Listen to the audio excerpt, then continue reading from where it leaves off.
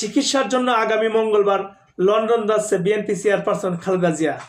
রোববার রাতে গুলশানে বিএনপির চেয়ারপারসনের সঙ্গে দলটির স্থায়ী কমিটির সদস্যদের সাক্ষাৎ শেষে গণমাধ্যম কর্মীদের এ তথ্য জানিয়েছেন বিএনপির মহাসচিব মির্জা ফখরুল ইসলাম আলমগীর।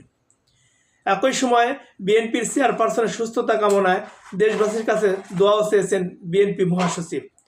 সেই সঙ্গে তিনি জানান, দেশ ও জনগণের পক্ষে কাজ করতে নেতাকর্মীদের আহ্বান জানিয়েছেন খালেদা জিয়া। এর আগে রাত ৮টার দিকে খালেদা জিয়ার সঙ্গে সাক্ষাৎ করতে তার গুলশান বাসায় ফিরোজায় যান বিএনপির স্থায়ী কমিটির সদস্যরা।